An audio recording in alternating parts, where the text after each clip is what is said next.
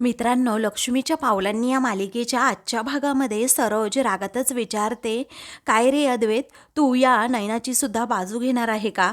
तेव्हा तो आता स्पष्टपणे म्हणतो, सॉरी आई, हे बघ, उगीच कुणाची बाजू घ्यायची म्हणून मी घेत नाहीये. अगं, मला मान्य आहे ना, नयनाची या सगळ्यामध्ये 100% चूक आहे आणि तिच्या चुकीला माफी नाहीये. नयनाला मोठा धक्काच बसतो. पुढे आता अद्वैत सांगतो की अगं आई, तेवढी चूक राहुलची सुद्धा आहे, या चुकीला माफीच नाही. आणि राहुलच्या या अशा अति वागण्यामुळे आपल्या फॅमिलीवर चिखलफेक झालीच असती आणि आपल्या घराण्याचं नाव बदनाम सुद्धा झालं असतं. आपल्या घराला ठपका लागलाच असता. तो आपल्या घरातला आहे म्हणून त्याला फक्त माफ करायचं का? आणि त्याची चूक सुद्धा माफ करण्यासारखी नाहीच आहे आई, असं म्हणून तो आता फक्त नयनाला दोष न देता राहुल सुद्धा या प्रकरणामध्ये तेवढाच सामील आहे आणि त्याच्यावरही तेवढाच दोष दिला गेला पाहिजे, असं अद्वैत स्पष्टपणे घरच्यांना म्हणतो. आणि आय एम सॉरी आई, मी फक्त आबांनी मला शिकवलेले नियमच पाळतोय. शेवटी अपराधी काय अपराधीच असतो आणि हा आपल्या घरातला आहे म्हणून याला सोडून द्यायचं आणि ही बाहेरची व्यक्ती आहे म्हणून हिला शिक्षा करायची, असं आबा आजपर्यंत कुणाबरोबरही कधी वागले नाहीत. तेव्हा सरोज आता लगेच अद्वैतकडे पाहू लागते, कारण आता हा आबांचे नियमच बोलायला लागला. आता तिला वाटत असतं. त्यानंतर नयना ही सुद्धा आता गालातच हसते, कारण माझी साईड घेऊन जरीही हा बोलला तरीही फुल तितकाच दोषी आहे हे आता तिला समजलेलं असतं. मग आता रागातच सरोज आता पुढे येते आणि म्हणते, तुला खऱ्यांची बाजू उचलून धरायची आहे म्हणून तू आता आबांचा शब्द अजिबात पकडू नकोस अद्वैत. अद्वैत आता काहीच उत्तर देत नाही. मग आता सरोज आबांना म्हणते की आबा, हे पहा, या मुलीने आपल्या घरामध्ये काय काय कारस्थान केलंय ना, हे तुम्हाला माहीतच असेल. फक्त आता या खऱ्यांची बाजू उचलून धरायची म्हणून तो आपल्या राहुलला दोषी ठरवणार आहे का? असं म्हणून ती आबांनाच आता तुमचा निर्णय काय आहे ते विचारते. त्यावेळी आबा म्हणतात, अद्वैत म्हणतो ना ते अगदी बरोबर आहे. आणि हे ऐकून आता रोहिणी आणि त्याचबरोबर राहुलच्या डोक्यात मुंग्याच येतात. पुढे आता सरोज ही रागातच अद्वैतकडे आणि राहुलकडे पाहत असते. त्यानंतर आता आबा म्हणतात, खरं तर हे घरात कुणाला पटणार नाहीये आणि हे मला चांगल्या प्रकारे माहीत आहे. या मुलीमुळे ना मला खरंच या घरामध्ये खूप मनस्ताप झालाय. या मुलीला जर आपण घराबाहेर काढलं तर आपल्या कुटुंबाकडे लोक बोट दाखवतील. अरे, इतकी वर्ष आपलं कुटुंब हे न्यायासाठी ओळखलं जातंय म्हणून समोरची व्यक्ती कशीही वागली तरीही आपण आपला धर्म सोडायचा नाही. कारण ही मुलगी बाहेर जाऊन चांदेकरांची बदनामी करायला सुद्धा अशी मागेपुढे पाहणार नाही. कारण चांदेकरांनी आजपर्यंत पैसा, अडका, मान सन्मान सगळं काही कमावलं, पण ह्या एकाच गोष्टीमुळे इतकी वर्ष कमवलेला मान सन्मान मी या मातीमध्ये अजिबात मिसळू देणार नाही, असं आबांचं आता स्पष्ट मत घरच्यांसमोर असतं. त्यामुळे आबांसमोर आता कुणीही बोलत नाही. त्यानंतर आबा आता नयनाला म्हणतात, तुला जर घरामध्ये कायमस्वरूपी राहायचं असेल तर माझी एक अट मान्यही करावीच लागेल. त्यावेळी आता कोणती अट, असं नयना जरा घाबरतच विचारते. तेव्हा आता कोणती अट, असं नयना पुन्हा पुन्हा विचारते. मग आता सर्वजण अगदी कान लावून ऐकत असतात की नक्की कोणती अट आता आबा या नयनासमोर ठेवतील. त्यावेळी आबा म्हणतात, हे बघ, तू या घरात राहत असताना जर तुझ्यामुळे कोणत्याही व्यक्तीचं मन दुखवलं ना, माझ्या एवढा वाईट माणूस कोणीही नाही आणि तुझी गाठ या आबा चांदेकर बरोबर असेल, हे सुद्धा लक्षात ठेव. आता असं म्हटल्याबरोबरच नयना म्हणते, हो आबा, या घरात राहत असताना मी कुणाचंही मन दुखवणार नाही. तेव्हा आता नयनाला सगळ्या अटी मान्य असतात. मग आता पुढे संगीता म्हणते, हे बघ अगं, तुला ही माणसं भेटली आहेत ना, ती देव माणसं आहेत. त्यांनी तुला आता माफ केलं आहे खरं, परंतु जर वंगाळपणे वागली ना नंतर, तर जीव घ्यायला सुद्धा मी तुझा मागेपुढे पाहणार नाही, अशी सक्त ताकीद आता संगीता तिला देते. त्यामुळे आता नयना खूपच घाबरते. सर्वजण आता संगीताकडे पाहत असतात, कारण ती आता रडत असते. पुढे आता राहुल सर्वांसमोरच नयनाला म्हणतो, या घरात जरीही तुला राहायला मिळालं असेल तरीही माझ्या रूममध्ये अजिबात मी तुला एंट्रीही देणारच नाही. कारण एवढा विश्वासघात झाल्यानंतर माझा आणि तुझा काहीही संबंध नाही, असं म्हणून तो सर्व संबंध आता नयनाबरोबरचे तोडून टाकण्यासाठी पुढे होतो. तेव्हा मात्र आता नयनाला खूपच राग येतो. तेव्हा आता नयना मनात विचार करते की अरे, बस झालं, मला फक्त या घरातच राहायचं होतं. असं नाही तर तसं हे कोणतंही नाटक मला करायचंच होतं. मला या घरात राहायला मिळालं ना, म्हणजे काय, मला दुसरं काहीच नको, असं म्हणून ती राहुलकडे गालातच हसत पाहते. सगळ्यांना पुन्हा कसं ताब्यात घ्यायचं याचा मनात विचार करू लागते. त्यानंतर संध्याकाळी आता रोहिणी ही तिच्या रूममध्ये रागातच जरा बसलेली असते आणि आबांनी जो काही निर्णय घेतलाय त्या निर्णयाचा विचार करते. भामटा राहुल तेवढ्यात तेथे येतो आणि जोरातच दार आपटतो. तेव्हा आता तो म्हणतो, आबांनी हा जो निर्णय घेतले ना, तो मला अजिबात आवडलेला नाहीये. माय फूट. अरे, काय निर्णय घेतायत हे, की चांदेकरांची इज्जत ही धुळीला नाही मिळाली पाहिजे. मम्मा, मी हे डिझर्वच करू शकत नाही की ती मुलगी पुन्हा माझ्या आयुष्यात येईल म्हणून. मम्मा, आता तूच सांग ना, मी त्या मुलीबरोबर कसं डील करू ते, असं म्हणून तो आता रोहिणीला सोल्युशन विचारत असतो. त्यावेळी रोहिणी म्हणते, अरे, ती मुलगी ना तुझे धिंडवडेच काढणार आहे आता. तेव्हा राहुल पुन्हा म्हणतो की मम्मा, मला कळतच नाही, मी काय करू आता. मग आता रोहिणी म्हणते, अशा फालतू गोष्टींवर राहुल तू अजिबात लक्ष देऊ नकोस, कारण तुला एक सेकंद सुद्धा लागणार नाही त्या नयनाला असं धुडकावून लावायला. तू आता हा विचार करायला हवा की ती कला ना आपल्यापेक्षा जास्त स्ट्रॉंग होतीये. हे बघ, आता तुला लक्षात ठेवायला हवं की ऑफिसमध्ये आणि घरामध्ये तुला स्ट्रॉंग असायला हवं आणि जास्तीत जास्त लक्ष ठेवायला हवं. नक्की काय बारीक हालचाली ती कला करते ना, त्याकडे सुद्धा व्यवस्थित लक्ष दे आणि असा स्ट्रॉंग प्लॅन तू तिच्या विरोधात करायला हवा. कारण आत्ता जर आपण स्ट्रॉंग प्लॅन केला नाही ना, तर मग खूप मोठा प्रॉब्लेम होईल आणि हे तुला करायचंय, समजलं. मग आता राहुल म्हणतो, येस मॉम. मग आता मी त्या अद्वैतवर अगदी बारीक लक्ष ठेवून असेन, असं आता राहुल म्हणतो आणि सांगतो की मम्मा, तू आता काळजीच करू नको, कारण आता माझ्या हातात तो अद्वैत हा येणारच. तेव्हा कला कला कला सारखं त्या कलाच्या इशाऱ्यावर तो अद्वैत नाचायला लागलाय, असं आता रोहिणी म्हणते. मग आता मला यावेळी तर ते जास्त एकत्र आल्यासारखे वाटतायत, त्यांची जोडी अगोदर फोडायला हवी, असं राहुल म्हणतो. मग आता रोहिणी म्हणते, या दोघांमधला एक माणूस जरी फुटून असा वेगळा झाला ना, तरीही त्यांची अशी बसलेली घडी आपल्याला हवी तशी विस्कटेल. तर आता इकडे कला ही आपल्या रूममध्ये असते. त्याच वेळी आता तिला सगळं काही आठवत असतं की कशाप्रकारे नयनाने गोंधळ घातला आणि त्याचबरोबर ती जीव द्यायला सुद्धा गेली होती, कशाप्रकारे मी तिला वाचवलं. मग नंतर ती म्हणते, 7 महिने हे ओझं मी अंगावर घेऊन होते, पण मला असं आता हलकं हलकं झाल्यासारखं वाटतंय. नयना आणि राहुलचा मला एवढा राग येतोय ना की काही विचारू नको. त्यांना धडा तर मी शिकवणारच आहे, परंतु माझ्या नवऱ्याचा अभिमान मला वाटतोय, कारण ज्या प्रकारे तो माझी साथ देतोय आणि ज्या प्रकारे मला सपोर्ट करतोय ते पाहून खरंच मला खूप आनंद होतोय.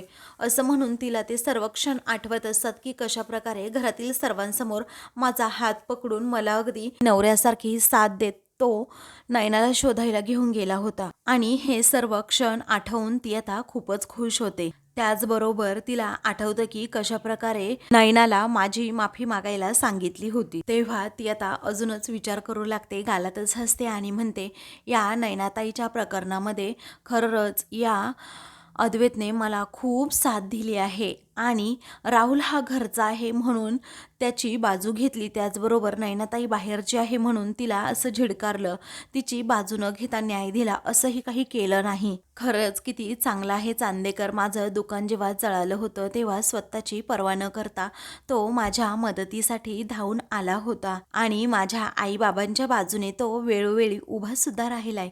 तेवढ्यातच अद्वैत आता तेथे येतो. तेव्हा कला त्याच्याकडे खूप प्रेमाने पाहत असते.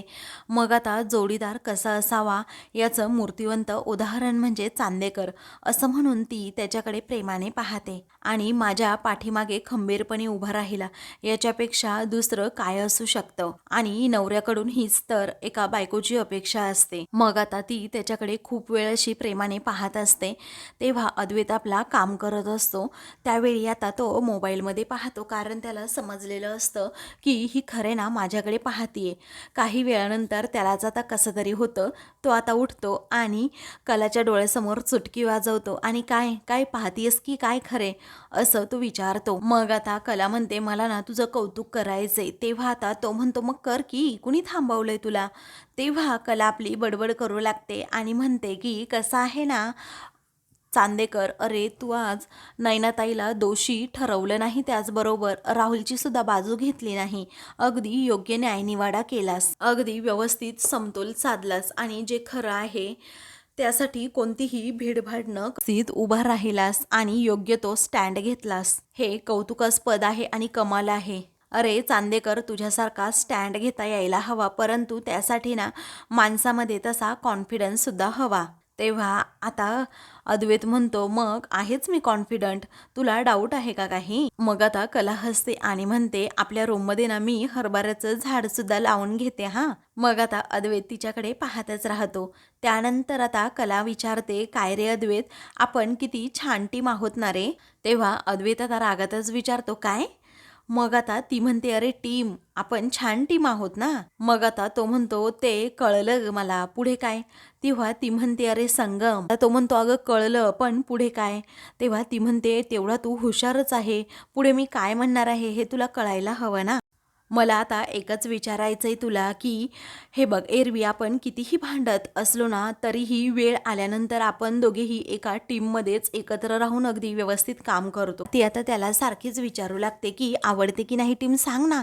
मग आता तो म्हणतो गप्प बस ग, उगीच आपली बडबड करत राहायचं. अगोदर टिवटिव करत होती आणि आता लागली टिमटिम करायला. मग आता ती म्हणते की आत्ता तर हो म्हणत होता आणि लगेच तू माघार घेतलीस. तेव्हा तो आता म्हणतो अगं एखाद्या वेळी म्हटलो असेल, पण लगेच असं कन्फ्युजनपर्यंत पोहोचण्याची गरज होती का तुला. हे बघ, आपण पूर्णपणे वेगवेगळी माणसं आहोत आणि आपले स्वभावसुद्धा वेगवेगळे आहे. अगं मी बघ ना कसा आहे आणि तू कशी आहे ते, अरे एकदम परफेक्ट आहे आणि तू रात्री ना अशी घोबडासारखी फिरत असते. कसं आपलं काम करायचं कळतच नाही. अगं माझं काम कसं अगदी परफेक्ट असतं, कारण मी परफेक्टनिस्ट आहे म्हणून. त्याच वेळी कला म्हणते हो ना, आहे ना तू परफेक्ट, पण मी क्रिएटिव्ह आहे आणि ते तू नाहीस.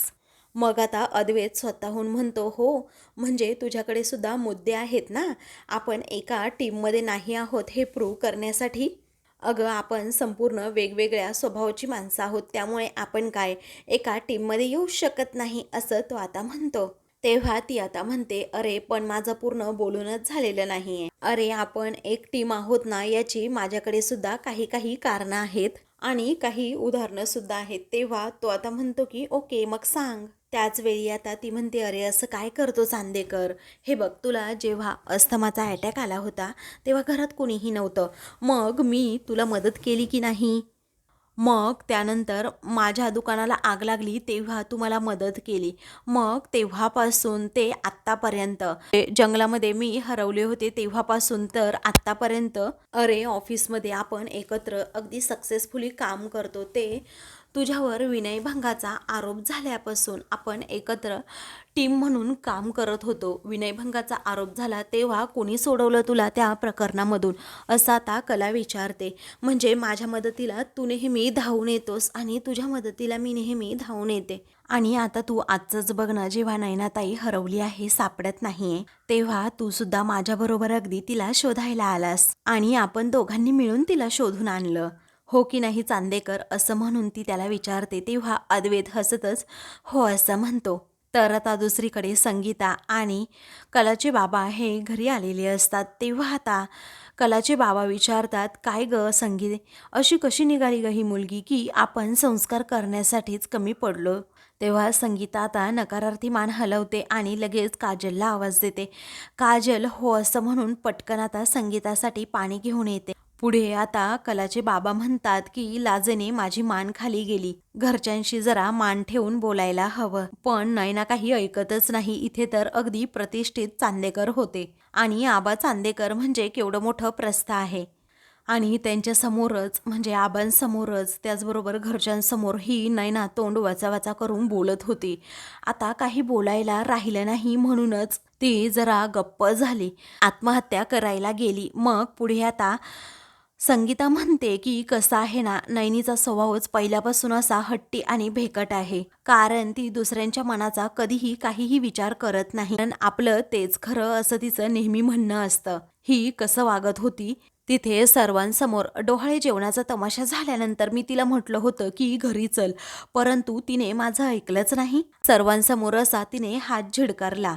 आता स्वतः तमाशे करायचे आणि सर्व प्रकरण जेव्हा असं अंगावर येतं असं समजलं तर लगेच कलेवर ढकलून मोकळं व्हायचं, अशी तर नैनाची पहिल्यापासून ख्याती आहे. काजलला मोठा धक्काच बसतो की तिथे एवढं सगळं काही घडलंय.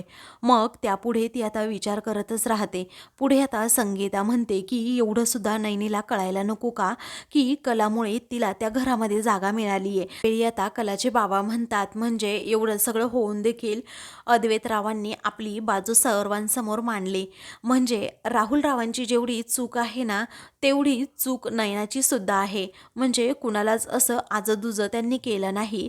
दोघांनाही समान न्याय दिल्याचं ते म्हणतात. अगं, देव्हाऱ्यातला देव जेव्हा जागा असतो ना, तेव्हा अद्वैतरावांसारखा चांगला जावई मिळतो, असं आता कलाच्या बाबांचं म्हणणं असतं. त्याचवेळी संगीता म्हणते, अशा समजून घेणाऱ्या कुटुंबात ती पडलीये आणि पुन्हा जर काही तिने वाकडं तिकडं केलं, जर अशी काही वागली तर माझ्याशी तिची गाठ आहे. मग पुढे आता काजल विचारते, आई अगं एवढं काय झालंय? चांदेकरांकडे सगळं काही ठीक आहे ना? मग आता संगीताला खूपच राग येतो. तेव्हा ती विचारते, काय ग सारखं चांदेकर चांदेकर लावलंय? पुन्हा जर चांदेकरांचं नाव तुझ्या तोंडून आलं ना तर जीभच हासडून ठेवीन. तेव्हा तुला सुद्धा आमचा उद्धार करायचाय का तुझ्या नैना दीदीसारखा, असं रागातच संगीता म्हणते. तेव्हा कलाचे बाबा म्हणतात, संगे अगं जरा गप्प राहा, शांत राहा. त्याच वेळी आता काजल ही रडतच तेथून जाते. मग आता कलाच्या बाबांना सुद्धा रडू येतं, त्यांचे डोळे पाणवतात. ते म्हणतात की अगं नको ग तिला काही बोलूस, कारण तिने काळजीने विचारलं असेल. इकडे कला ही अद्वैतला सांगत असते की आपण एक टीम म्हणून खूप चांगली चांगली आणि मोठी मोठी कामं करू शकतो अरे. त्यावेळी तो आता कानात बोटं घालून बसतो. तेव्हा कला आता मोठ्या मोठ्याने ओरडू लागते की चांदेकर, अरे ऐक ना माझं बोलणं तू जरा. अरे तुला समजतंय का मी काय म्हणतीये? अरे आपण एक टीम म्हणून चांगली कामं करू शकतो. त्यावेळी तो म्हणतो, अगं थांब जरा, किती बडबड करते, निरर्थक बडबड असते नुसती तुझी. आणि तू हा जो काही भ्रम करून घेतला आहे ना की एक टीम म्हणून आपण चांगली काम करू शकतो, तर तसं नाही आहे, समजलं? आपल्यामध्ये अजिबात तसं बॉन्डिंग जुळूच शकत नाही, असं तो आता मोठ्यानेच म्हणतो. त्यावेळी कला काय करते, तेथे असणारी एक उशी घेते आणि अद्वैतच्या अंगावरच फेकून मारते. आणि आता बोल ना, असं त्याला आता रागातच विचारते. आता एकदम गप्प राहायचं, जास्त बोलायचं नाही, असं जेव्हा ती आता म्हणते ना, तेव्हा तो म्हणतो, तू आणि मला उशी फेकून मारलीस? तेव्हा तो सुद्धा आता पटकन उठतो आणि तिच्या अंगावर उशी फेकत असतो. त्याच वेळी आता कला सुद्धा एक उशी घेते. दोघेही आता एकमेकांना मारण्याचा प्रयत्न करतात, ते पण उशीने. त्याच वेळी कला आता गंमत करते आणि म्हणते, अंजू अगं तू आलीस का? त्यावेळी आता अद्वैत जरा घाबरतो, मागे पाहतो, तर आता कला ही त्याची खोड काढते आणि त्याच्या पाठीतच उशी टाकते. तेव्हा तो आता म्हणतो, बापरे तू पुन्हा मला मारलं, ही अति हुशार आहे ग तू, असं म्हणून तो तिच्या पाठीमागे पळतो. दोघेही आता उशीनेच एकमेकांना मारत असतात. पण आता अद्वैत जेव्हा कलाच्या पाठीमागे पळत असतो, तर कला आता खूपच फास्ट रूममधून सैरावैरा इकडे तिकडे पळू लागते. तर अद्वैतच्या ती हातीच लागत नाही. त्यानंतर आता कला ही अद्वैतला उशी फेकून जेव्हा पुन्हा एकदा मारणार असते, तेव्हा त्या दोघांच्याही उशीमधून तो कापूसच बाहेर येतो आणि त्या दोघांच्या अंगावर आता तो कापूस पडत असतो. त्याचवेळी अद्वैत हा पुन्हा आता कलाला पकडायला जातो. त्यावेळी कला आता एकदम पुढे जाते, तिचा पायाचा आता निसटू लागतो. त्यावेळी अद्वैत पटकन तिला आपल्या मिठीत ओढतो. मग दोघेही एकमेकांच्या अगदी जवळ असतात आणि एकमेकांकडे खूप वेळ पाहत राहतात. कला खूप प्रेमाने अद्वैतकडे पाहत असते. तर दुसरीकडे आता काजल ही रुसून बसलेली असते, कारण संगीता तिला खूप बोललेली असते. मग आता संगीताच पुन्हा आता तिला मनवायला येते. मात्र काजलला वाईट वाटतं आणि ती म्हणते, तू नैना दीदीचा राग आपल्यावर का काढलास? अगं मला माहीत आहे ना की तिच्या वागण्यामुळे तुझं डोकं फिरलंय, पण मी सहज येऊन तुला फक्त प्रश्न विचारला होता.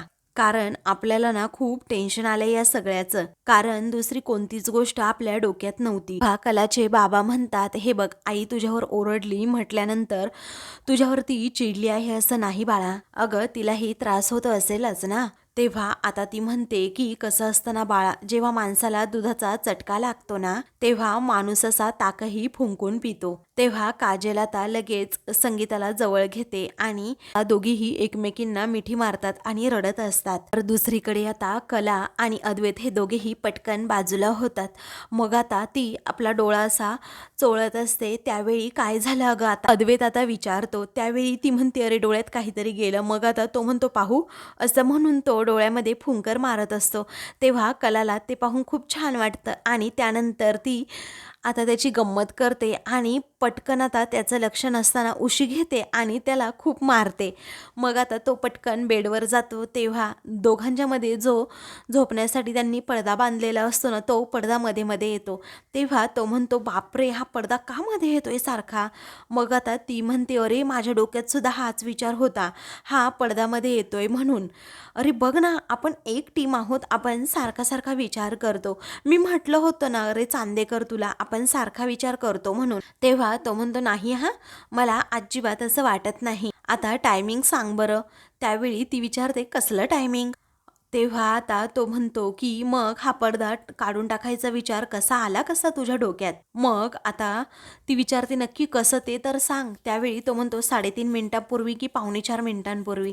तेव्हा ती म्हणते अच्छा अच्छा तसं का, अरे 5 मिनिटांपूर्वी आला हा विचार. मग आता तो घड्याळात पाहतो आणि म्हणतो हट हरलीस तू, अगं माझ्या डोक्यात तर 6.25 मिनिटांपूर्वीच तो विचार आला होता, त्यामुळे अजिबात माझ्याशी बरोबरी करायची नाही. तेव्हा कला आपली गप्प खाली बसते. मग आता तो म्हणतो मी कोण आहे समजलं ना, अद्वैत चांदेकर, आणि तू कोण आहे, एक कला खरे. तेव्हा कला आता पटकन उठते तर अद्वैत हा खाली बसतो, तिला घाबरतो आणि म्हणते द ग्रेट चांदेकर ऐका ना आता, अरे तुझ्या डोक्यात पहिल्यांदा आला ना आता हा विचार, मग पडदा काढण्याचे कष्ट सुद्धा तूच घे. मग आता तो म्हणतो की घाबरतो की काय तुला, असं म्हणून तो पडदाच काढून टाकतो आणि ती साडीच तेथून फेकून देतो. मग आता ती म्हणते असं नाही चालणार हा, घडी करावी लागेल.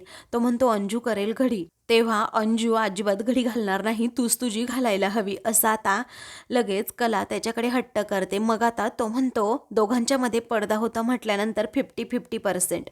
ती म्हणते नाही चालणार मला असं, मला अजिबात असा खोलीत पसारा चालणार नाही. तेव्हा अद्वैत म्हणतो मला आवडतो ना पण माझ्या खोलीमध्ये पसारा. मग आता ती म्हणते की काय मिस्टर परफेक्शनिस्ट, असं म्हणून ती त्याची पुन्हा टिंगल करते. त्यानंतर आता तो म्हणतो तू कापूस उचल, मी साडीची घडी घालतो. ती म्हणते ठीक आहे ओके डन, असंच करूयात. मग आता तो साडीची घडी घालत असतो परंतु त्याला ती घालता येत नाही. मग आता कला त्याला मदत करते, दोघेही मिळून आता ती साडीची घडी घालतात. कला खूप प्रेमाने आता त्याच्याकडे पाहते. तर आता मित्रांनो पुढील भागामध्ये संगीतासारखा त्याच गोष्टीचा विचार करून चक्कर येऊनच खाली पडते. तेव्हा आता काजल जोरातच आई असं ओरडते. मग त्यानंतर आता कलाला समजतं आईची तब्येत बिघडली. मग आता ती लगेच संगीताला फोन करून विचारते तब्येत कशी आहे. तेव्हा माझं डोकं खूप दुखतंय असं आता जेव्हा संगीता म्हणते ना, त्यावेळी कला आता तिला भेटायला जाण्याचं ठरवते, परंतु चांदेकरला सोडून जावंसं वाटत नाही. तो अजून आलाही नाही. नयनाताईसुद्धा तिकडे आईला भेटायला जाणार नाही असं तिच्या मनात येतं. पण तिला आता यावेळी अद्वैतची सारखी सवय झाल्यामुळे ती त्याला सोडूनच जात नसते. पण आता काय करावं हा प्रश्न तिच्या समोर उभा राहतो. अशाच मालिकेंचे पुढील भाग पाहण्यासाठी चॅनलला सबस्क्राईब करा.